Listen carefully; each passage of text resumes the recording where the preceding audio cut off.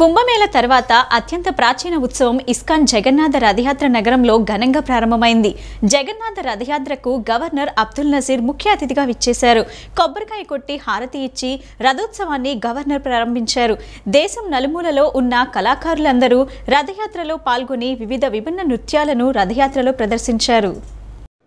ISKCON Jagannath రథయాత్ర నగరంలో ఘనంగా ప్రారంభమైంది. బందర్ రోడ్డులోని డి అడ్రస్ మాల్ వద్ద నుంచి రథయాత్రను నిర్వహించారు.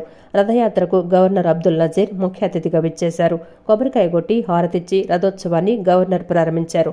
దేశం నలుమూలల నుంచి కళాకారులందరూ రథయాత్రలో పాల్గొని విభిన్న నృత్యాలను రథయాత్రలో ప్రదర్శించారు. బందర్ రోడ్డులోని డి అడ్రస్ మాల్ నుంచి మొదలైన యాత్ర సుమారు 8 కిలోమీటర్ల మేరకు సాగనుంది. రథయాత్రలో కాలేజీ విద్యార్థులు పాల్గొన్నారు. 3 రోజుల పాటు రథయాత్ర మేళా కొనసాగనుంది. ఈ సందర్భంగా ప్రతిరోజు 50,000 మంది భక్తులకు అన్నదాన సౌకర్యాన్ని ఇస్కాన్ టెంపుల్ యాజమాన్యం ఏర్పాటు చేస్తోంది. రష్యా, అమెరికా, ఉక్రెయిన్ నుంచి పెద్ద ఎత్తున భక్తులు ఈ రథయాత్రకు తరలివచ్చారు.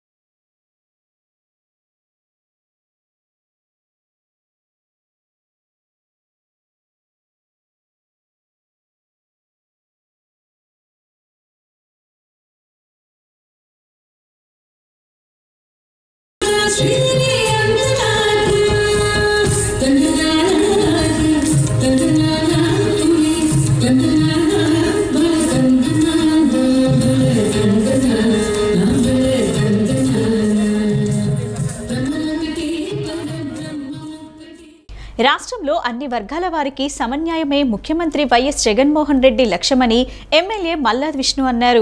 తెలుగుదేశం హయాంలో బ్రాహ్మణ కార్పొరేషన్ను పూర్తిగా నిర్వీర్యం చేసి పేద అర్చక పురోహితుల గొంతు కోసిన గత పాలకులు మరలా ఏ ముఖం పెట్టుకొని సమావేశాలు నిర్వహిస్తారని ప్రశ్నించారు. ఆనాడు పథకాల అమల్లోనూ పెద్ద ఎత్తున కోతలు విధించి బ్రాహ్మణుల గొంతు కోశారని విమర్శించారు. కడుపు రగిలిన పేద బ్రాహ్మణుల ఉసురు తగిలే రాష్ట్రంలో తెలుగుదేశం పార్టీ అడ్రస్ లేకుండా పోయిందని దుయ్యబట్టారు. సెంట్రల్ నియోజకవర్గంలోని 1వ డివిజన్ 238వ వార్డు సచివాలయ పరిధిలో గడప గడపకు మన ప్రభుత్వం కార్యక్రమం నిర్వహించారు. స్థానిక కార్పొరేటర్ ఉద్దండి సునీత వైసీపీ నాయకులతో కలిసి ఎమ్మెల్యే మల్లాద్ విష్ణు గడప గడపకు వెళ్లి ప్రభుత్వం అందిస్తున్న సంక్షేమ లబ్ధి వివరాలను వెల్లడించారు. అనంతరం ఆయన మాట్లాడుతూ గత తెలుగుదేశం ప్రభుత్వం అర్హులైన పేదలకు ప్రభుత్వ పథకాలను ఎలా కత్తిరించాలా అని ఆలోచన చేస్తే జగనన్న ప్రభుత్వం అర్హులను వెతికి మరీ లబ్ధి చేకూరుస్తోందని అన్నారు. సంక్షేమ పథకం అందని కుటుంబం సచివాలయ పరిధిలో ఒక్కటి కూడా లేకపోవడం ఎంతో సంతోషంగా ఉందన్నారు. తిరుపతి జిల్లాలో రాష్ట్ర ప్రభుత్వంపై నారా లోకేష్ చేసిన వ్యాఖ్యలపై ఆయన తీవ్రంగా ఖండించారు. టీడీపీ నాయకులకు నిజంగా చిత్తశుద్ధి ఉంటే చంద్రబాబు హయాంలో బ్రాహ్మణ సామాజిక వర్గానికి అందించిన సంక్షేమంపై మాట్లాడాలని డిమాండ్ చేశారు. వైఎస్ జగన్మోహన్ రెడ్డి ముఖ్యమంత్రి అయిన తర్వాత బ్రాహ్మణుల మనోభావాలను కాపాడారని అన్నారు. అర్చకుల న్యాయబద్ధమైన డిమాండ్లను పరిష్కరిస్తూ ఈ ప్రభుత్వం ముందుకు సాగుతోందని తెలిపారు. చంద్రబాబు పాలనలో దేవాలయాల్లో కనీసం నైవేద్యం పెట్టే దిక్కులేక దాదాపు 20,000 ఆలయాలు మూతపడే పరిస్థితి ఏర్పడింది నిజం కాదా అని ప్రశ్నించారు. ఈ మనీ ట్రాన్స్ఫర్ భారతదేశంలో మొట్టమొదటిగా మొదలుపెట్టింది ఈ రాష్ట్ర ముఖ్యమంత్రి వైఎస్ జగన్మోహన్ రెడ్డి గారు. జగన్మోహన్ రెడ్డి గారి యొక్క పరిపాలన పేదరిక నిర్మూలనే. జగన్మోహన్ రెడ్డి గారి యొక్క పరిపాలన మధ్యతరగతి వర్గాల వారికి అండగా ఉండటమే. ఈరోజు ఇంత పెద్ద ఎత్తున సంక్షేమం అభివృద్ధి 96 సచివాలయాలు ఉంటే ప్రతి సచివాలయంలోనూ కూడా కోట్ల రూపాయలు మనం సంక్షేమాన్ని అందిస్తూ ఉన్నాం. అంటే ఇవన్నీ చూసి ఈ రాష్ట్ర తెలుగుదేశం పార్టీ, రాష్ట్రంలో ఉన్నటువంటి తెలుగుదేశం నాయకులు, మరీ ముఖ్యంగా లోకేష్ అధికారంలో ఉన్నప్పుడు ఒక మాట మాట్లాడుతున్నాడు, అధికారంలో లేనప్పుడు ఒక మాట మాట్లాడుతున్నాడు. నిన్నెక్కడో తిరుపతి జిల్లాలో దేవాలయాల గురించి మాట్లాడాడు లోకేష్. తెలుగుదేశం పార్టీ అధికారంలో ఉన్నప్పుడు ఈ రాష్ట్రంలో, మరీ ముఖ్యంగా విజయవాడ నగరంలో ఎన్ని దేవాలయాలు కూలగొట్టిందో ప్రజలకి సంఖ్య చెప్పి క్షమాపణ చెప్పాలి అని చెప్పి ఈ సందర్భంగా కోరుతున్నాను. ఆంధ్రప్రదేశ్ రాజకీయాలు డబ్బింగ్ సినిమాగా మారాయని ఏపీ బీజేపీ అధ్యక్షుడు సోము వీర్రాజు ఆరోపించారు. కేంద్ర పథకాలకు పేరు మార్చి నాడు నేడు అంటూ స్టిక్కర్లు వేస్తున్నారని విమర్శించారు. ప్రజల్లోకి వెళ్లేందుకు తాము చేపట్టిన కార్యక్రమాలకు విశేష స్పందన లభిస్తుందని, రాష్ట్రంలో కమలం వికసిస్తుందని అన్నారు. సీతారాంపురంలోని బీజేపీ రాష్ట్ర కార్యాలయంలో ఏర్పాటు చేసిన విలేకరుల సమావేశంలో బీజేపీ రాష్ట్ర అధ్యక్షులు సోము వీర్రాజు మీడియాతో మాట్లాడుతూ మోడీ 9 ఏళ్ల పాలనపై బహిరంగ సభలు జరుగుతున్నాయని, ఏపీలో గాలి మారుతోందన్నారు. ఆంధ్రప్రదేశ్లో కమలం వికసిస్తోందని తెలిపారు. నిజాలను గుప్పెట్లో పెట్టి ఎంతో కాలం ఆపలేరని, జగన్ ప్రభుత్వం వేస్తున్న స్టిక్కర్లు ఎంతో కాలం నిల్వవని ఎద్దేవా చేశారు. ఏపీలోని ప్రస్తుత ప్రభుత్వాలు కేంద్ర నిధులను దుర్వినియోగం చేశాయన్నారు. ఏపీలో కూడా డబుల్ ఇంజిన్ సర్కార్ ఖాయమని స్పష్టం చేశారు. నాడు నేడు పేరుతో జరిగే పనులు, జగనన్న కిట్లల్లో భాగంగా ఇచ్చే యూనిఫారాలన్నీ కేంద్ర నిధులేనని తేల్చి చెప్పారు. ఏపీలో జగన్ ప్రభుత్వం డబ్బింగ్ ప్రభుత్వంగా మారిందని విమర్శించారు. 4 ఏళ్లలో వైసీపీ ప్రభుత్వం ప్రజలకు ఏం చేసిందో చెప్పాలని డిమాండ్ చేశారు. టీడీపీతో బీజేపీ పొత్తు పెట్టుకుందని ఎవరు చెప్పారని వీర్రాజు ప్రశ్నించారు. అమిత్ షాను చంద్రబాబు కలిసినంత మాత్రాన అన్నీ ఊహించుకుంటారా అని ఆయన నిలదీశారు. అమిత్ షాతో భేటీ తర్వాత దానిపై చంద్రబాబు ఎక్కడా మాట్లాడలేదని, కానీ వారిద్దరి మధ్య భేటీని ఎవరికిష్టమొచ్చినట్లు వారు ఊహించుకుంటున్నారని సోము వీర్రాజు దుయ్యబట్టారు. వాళ్ళిద్దరూ రాజకీయాల్లో ఉన్నారు. ప్రజలకి మమేకమైనటువంటి వ్యక్తులు, ప్రజా జీవనంలో ఉన్నటువంటి వ్యక్తులు. దీన్ని నేను ఒక కమ్యూనిటీకి సంబంధించిన పోరాటంగా నేను భావించడం లేదు. ఆ దృష్ట్యా దీన్ని అపార్థంతో నేను ఆలోచన చేయను. ఒకళ్ళ మీద ఒకళ్ళు విమర్శలు కాదవి. ఒక పార్టీని టార్గెట్ చేయాలి, నరేంద్ర మోడీని ఈ రాష్ట్రంలో ఇబ్బందులు పాలు చేయాలనేటువంటి ఆలోచనతో చేస్తున్న ప్రయత్నం అది. అయితే నేనేమంటానంటే, ఈ రాష్ట్రం 9 సంవత్సరాలుగా ఇలాంటి ఆలోచనతో, ఇలాంటి మాటలతో ఈ రాష్ట్రం నష్టపోయింది తప్ప, కుటుంబ పార్టీలు అభివృద్ధి చెందినవి తప్ప ఆంధ్ర రాష్ట్రానికి అభివృద్ధి చేసేటువంటి కల్పనలు వాళ్ళు లేవు. కాబట్టి వాటికి స్పష్టంగా మనం సమాధానం ధీటుగా చెప్పవలసినటువంటి అవసరం ఉంది. ఎవరిని వ్యతిరేకించడం కాదు, విమర్శించడం కాదు. ఆంధ్ర రాష్ట్ర అభివృద్ధిని, ఆంధ్ర రాష్ట్రం యొక్క ఇంత అద్భుతమైనటువంటి రాష్ట్రానికి ఇలాంటి వ్యాఖ్యలతో ఇలాంటి పరిస్థితులు నిర్మాణమైనవి.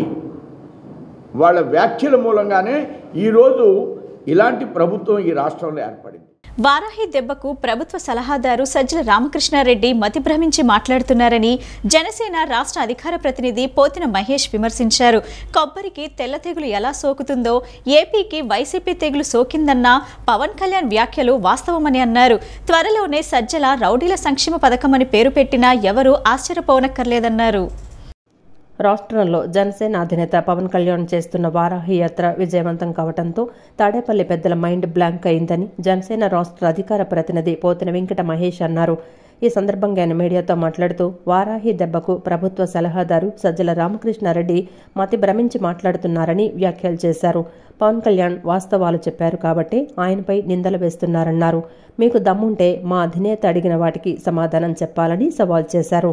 ఉద్యోగాలు లేవని, రాజధాని లేదని, మద్యం ఏరులై పారుతోందని వ్యాఖ్యలు చేశారు. బీసీలకు 17 పథకాలు రద్దు చేశారని, దళితులకు 27 పథకాలు దూరం చేశారని మండిపడ్డారు. బాబాయి వివేకానందరెడ్డిని హత్య చేయించి ఆ రక్తపు మరకలు కడగాలని కుట్రలు చేస్తున్నారని ఆరోపించారు.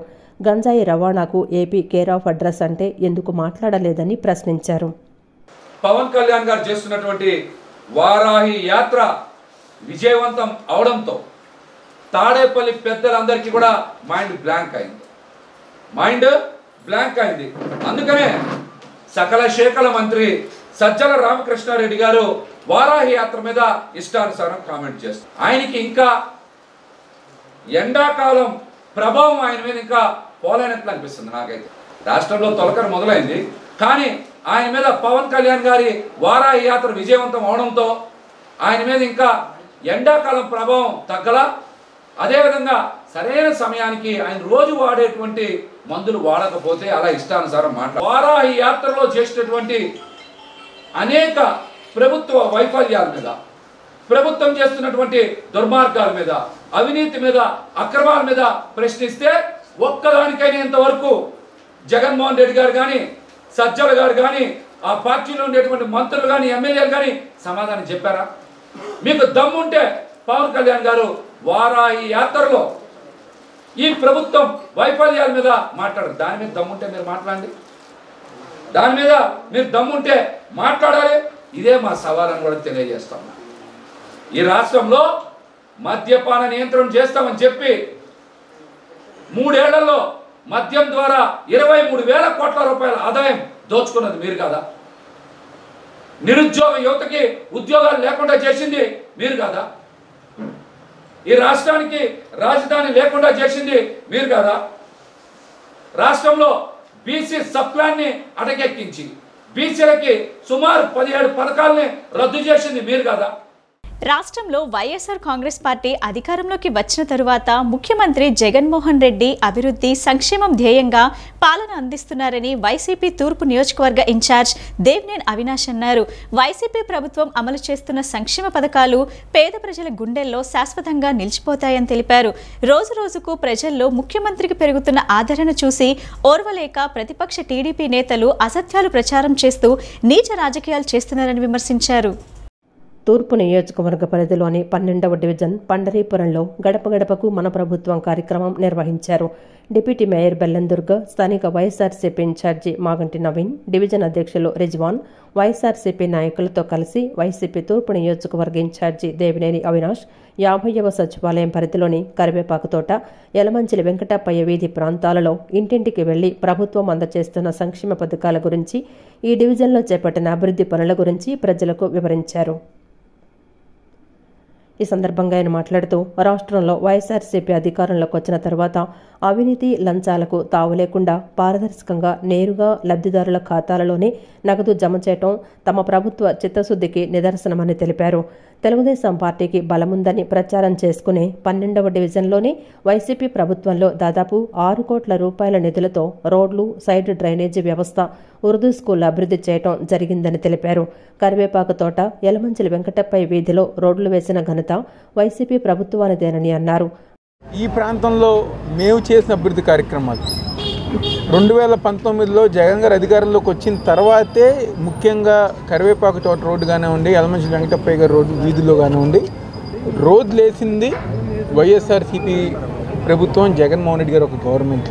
ఈరోజు గతంలో ఎవరైతే తెలుగుదేశం పార్టీకి ఓట్లు వేసిన వాళ్ళు గారా సంవత్సరం క్రితం మేము వాళ్ళ ఇంటికి వెళ్ళినప్పుడు గారా చాలామంది చెప్పారు పథకాలు చాలామందికి అందుతున్నాయి కానీ మాకు అందట్లేదని చెప్పాను.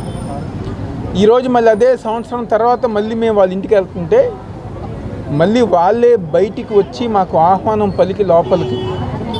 ఈ సంవత్సరం కాలంలో మా భర్తకి గుండె ఆపరేషన్ అవుతే ఆరోగ్యశ్రీ ద్వారా దగ్గరుండి డాక్టర్లు కానివ్వండి, ప్రభుత్వం కానివ్వండి దగ్గరుండి మా భర్తని చూసుకుని ఈరోజు మా భర్తకి 2వ జన్మనిచ్చింది వైఎస్ జగన్మోహన్ రెడ్డి గారు అని చెప్పని వాళ్ళు చెప్పడం చాలా సంతోషంగా ఉంది.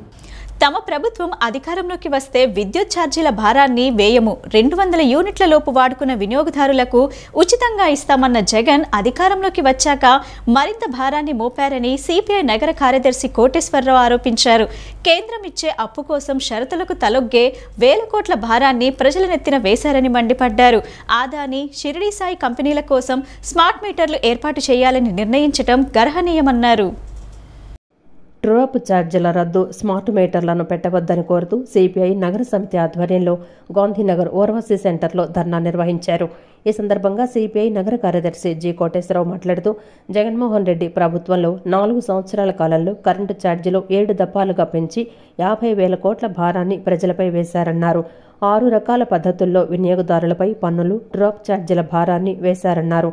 రాష్ట్రంలో స్మార్ట్ మీటర్లు ఏర్పాటు కొరకు ఒక్కో మీటర్ 7,000 పడుతుందని, అదనపు రేటుతో 13,000కు షిరిడి సాయి ఎలక్ట్రికల్స్కు స్మార్ట్ మీటర్లు కాంట్రాక్టర్లకు ఇస్తున్నారని, దీని ఫలితంగా ప్రతి నెలకు మనకు భారం పడుతుందని అన్నారు.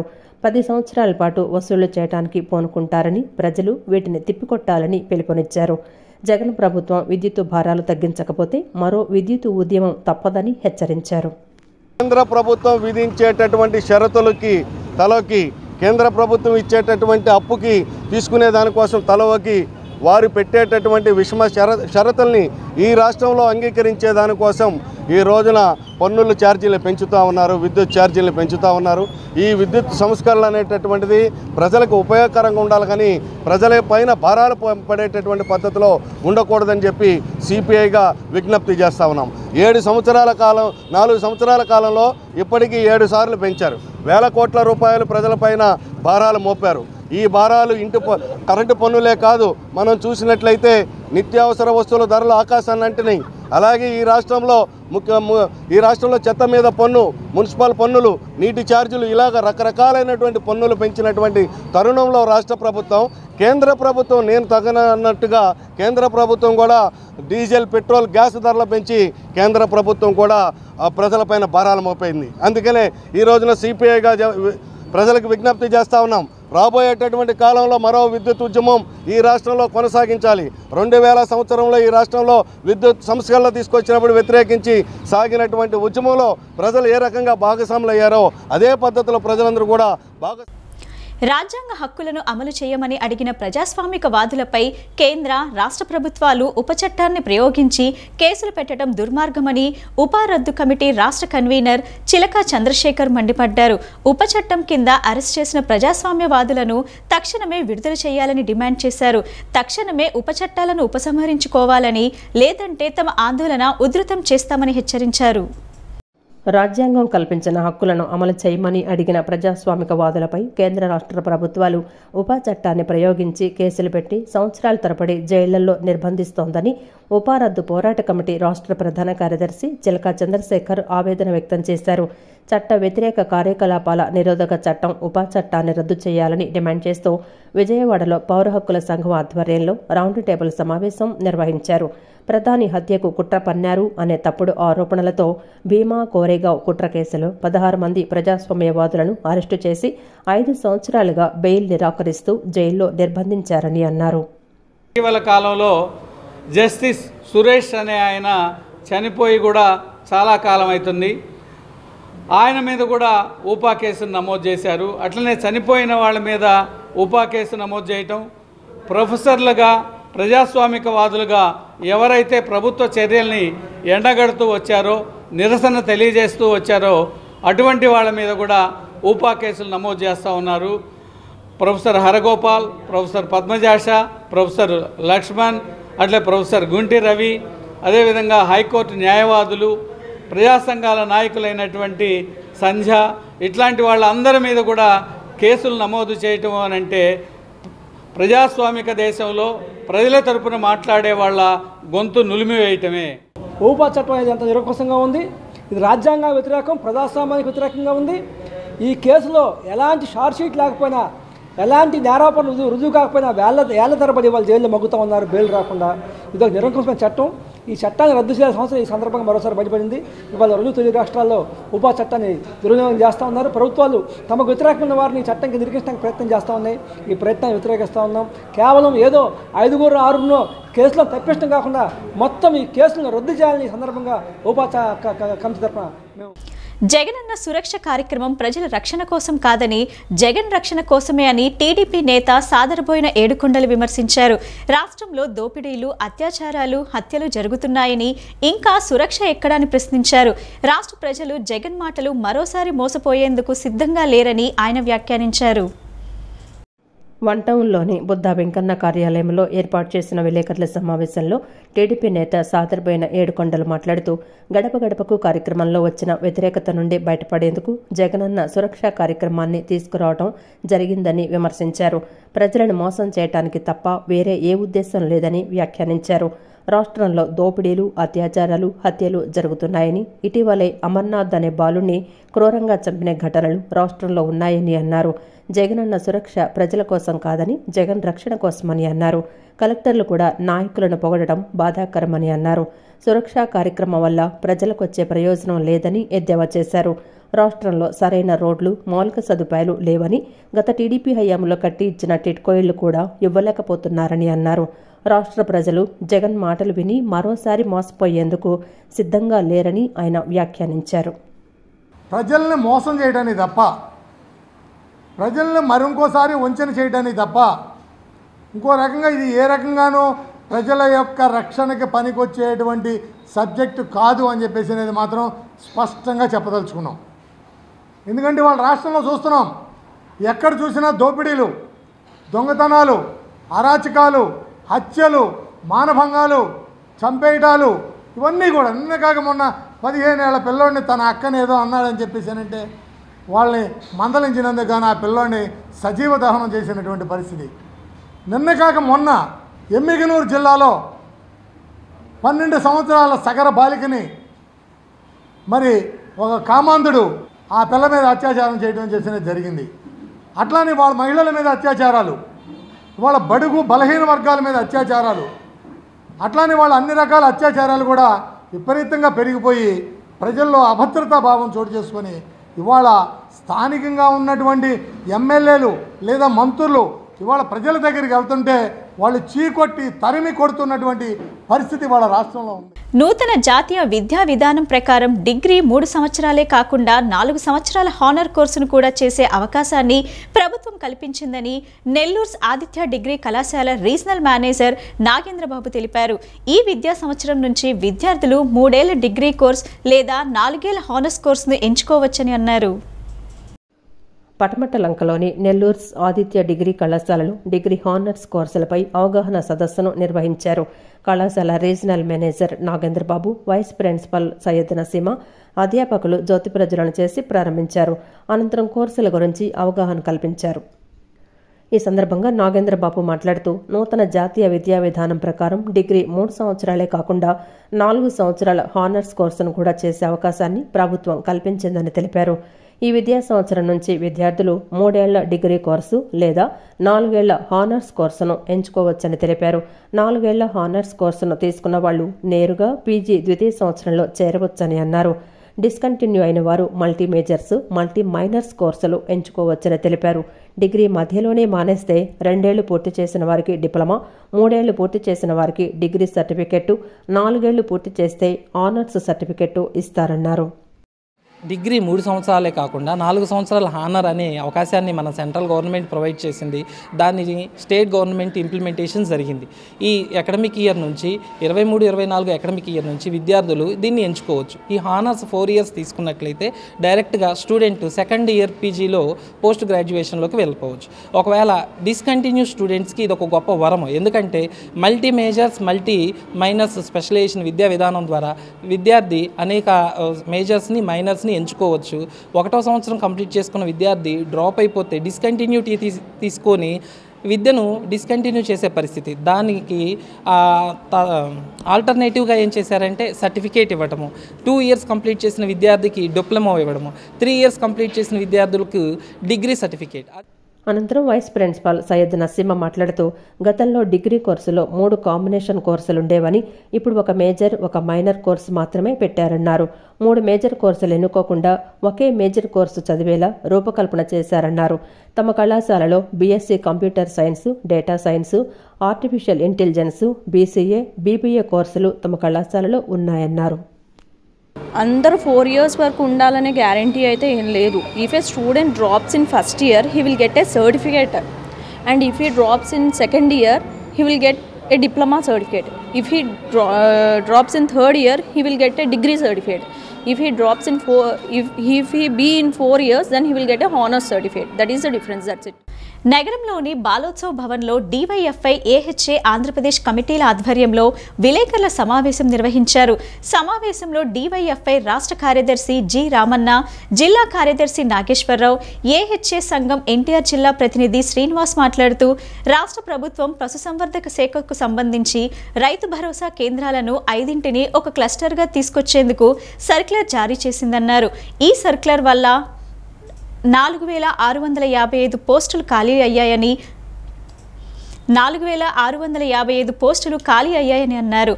క్లస్టర్ విధానం వల్ల ఆ పోస్టులన్నీ భర్తీ కాని పరిస్థితి నెలకొందన్నారు. 50,000 మంది పైకి డైరీ, పాలిటెక్నిక్, ఒకేషనల్ చదివిన విద్యార్థులున్నారని, పరీక్షల కోసం ₹1,00,000 పెట్టి కోచింగ్ తీసుకున్నారని అన్నారు. సర్క్యులర్ను ప్రభుత్వం రద్దు చేసి ఉద్యోగాలను భర్తీ చేయాలని కోరారు. సోమవారం పశుసంవర్ధక శాఖ కమిషనర్ కార్యాలయం ఎదుట ఆందోళనకు పిలుపు ఇస్తున్నట్లు చెప్పారు. పశుసంవర్ధక శాఖకు సంబంధించి ఎవరైతే రైతు భరోసా కేంద్రాల్లో పనిచేస్తున్న అసిస్టెంట్లు ఉన్నారో ఈ రైతు భరోసా 5 కేంద్రాలు కలిపి ఒక క్లస్టర్గా తీసుకొచ్చేటువంటి సర్క్యులర్ జారీ చేసింది. ఈ సర్క్యులర్ వల్ల ఇప్పటికే దాదాపు 4655 పోస్టులు ఖాళీలు ఉన్నాయి. ఈ కొత్తగా ఈ క్లస్టర్ విధానం రావడం వల్ల ఆ పోస్టులన్నీ కూడా ఈరోజు భర్తీ కాని పరిస్థితి ఏర్పడింది. ఇప్పటికే దాదాపు 50,000 మంది పైగా ఈ రాష్ట్రంలో ఈరోజు డైరీ, పాలిటెక్నిక్ అలాగే వొకేషనల్ చదివిన విద్యార్థులు ఉన్నారు. దాదాపు మాకు ఉద్యోగాలు ఇస్తాయని చెప్పి ఎమ్మెల్సీ ఎన్నికల నేపథ్యం కంటే ముందే జగన్మోహన్ రెడ్డి గారు ప్రామిస్ చేశారు. ఉద్యోగాలు వస్తాయని చెప్పి కోచింగ్లు ₹1,00,000 కోచింగ్లకు వెచ్చించి ఈరోజు డబ్బులు ఖర్చు పెట్టిన నేపథ్యంలో చివరిగా రాష్ట్ర ప్రభుత్వం కొంతమంది అధికారులు అనాలోచిత విధానం వల్ల సర్క్యులర్ జారీ అయ్యి ఈరోజు ఈ క్లస్టర్ విధానం వల్ల ఉద్యోగాలు వచ్చే పరిస్థితి లేదు. అందుకనే క్లస్టర్ విధానాన్ని సర్క్యులర్ వెనక్కి తీసుకోవాలా, ఖాళీ పోస్టులు ఏవైతే ఖాళీలు ఉన్నాయో మొత్తం వాటన్నిటిని కూడా భర్తీ చేయాలని చెప్పి డివైఎఫ్ఐ పశుసంవర్ధక శాఖలో ఖాళీ పోస్టులు భర్తీ చేయాలని ఆల్రెడీ డైరెక్టర్ గారిని కలవడం జరిగింది. డైరెక్టర్ గారి నుంచి ఇంతవరకు స్పందన లేదు. నిన్నే ప్రభుత్వ సలహాదారు సజ్జల రామకృష్ణారెడ్డి గారిని కలిసాము, ఎటువంటి స్పందన లేదు. కాబట్టి అభ్యర్థుల ఆందోళన కలుగుతూ ఉంది. ఈ రేపు సోమవారం డివైఎఫ్ఐ ఏహెచ్ఏ ఆధ్వర్యంలో స్టేట్ ఆఫీసు దగ్గర నిరసన వ్యక్తం చేస్తామనేది కూడా అభ్యర్థుల తరపున మేము తెలియజేస్తా ఉన్నాం. వెంటనే ప్రభుత్వం వెటర్నరీ అసిస్టెంట్ పోస్టులు విడుదల చేయాలి, దాంతోపాటు క్లస్టర్ విధానాన్ని ఎత్తివేయాలనేది కూడా ప్రధానమైన డిమాండ్గా మేము చెప్తాం. కలియుగ దైవం తిరుమల శ్రీ వెంకటేశ్వర స్వామి వారి అన్నదాన సేవలో భాగస్వామ్యం కావటం పూర్వజన్మ సుకృతమని ప్రముఖ పారిశ్రామికవేత్త నూతక్కి శ్రీరామకృష్ణ, ప్రముఖ వైద్యులు డాక్టర్ తుమ్మల రాజేశ్వరరావులు అన్నారు. నిత్యాన్నదాన పథకానికి తన వంతు సహకారం అందించే అవకాశం కలగటం మహాభాగ్యంగా భావిస్తున్నట్లు చెప్పారు.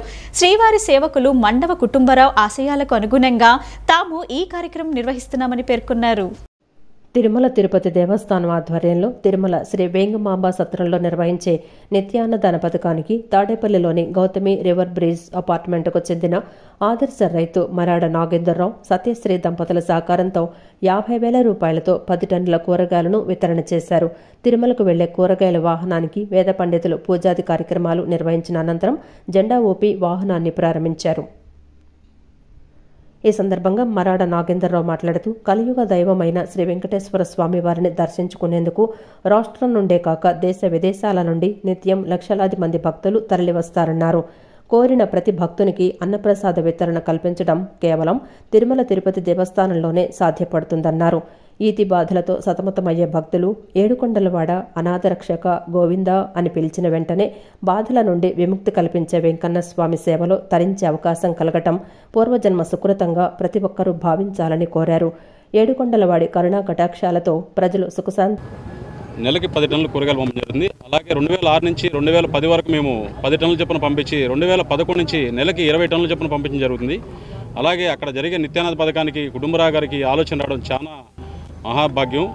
మరి అలాంటి కుటుంబరావు గారు ఈరోజు మా ముందు లేరు. మే 29 సడన్గా ఆయన స్ట్రోక్ వచ్చి దూరమయ్యారు. అలాగే ఆయన ఆశయాలను మేము ముందుకు తీసుకెళ్తామని చెప్పి ఆయన ఇటువంటి కార్యక్రమాన్ని మొదలు పెట్టడం చాలా మాకు ఆనందంగా ఉంది. ఆ రోజు 2006లో నన్ను నూతక్కి శివరామకృష్ణ గారు ఆయన పరిచయం చేశారు. అప్పటి నుంచి మేము ఏకగ్రీవంగా నెలకి ఇప్పుడు 30 టన్నుల వరకు పంపించడం జరుగుతుంది నెలకి. అలాగే 400 టన్నులు 400 బళ్ళు లారీలు మేము ఇప్పుడు 2006 నుంచి 2023 వరకు 400 బళ్ళు పంపించామండి. అలాగే కుటుంబరావు గారి ఆధ్వర్యంలో మున్ముందు కూడా ఇంకా ఆయన ఆశయాలను ముందుకు తీసుకెళ్ళి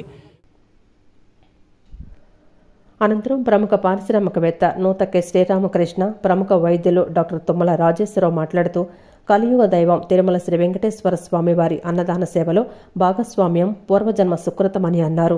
నిత్యాన్నదాన పథకానికి తమ వంతు సహకారం అందించే అవకాశం కలగటం మహాభాగ్యంగా భావిస్తున్నట్లు చెప్పారు. శ్రీవారి సేవకులు మండవ కుటుంబరావు ఆశయాలకు అనుగుణంగా తాము ఈ కార్యక్రమం నిర్వహిస్తున్నామని పేర్కొన్నారు.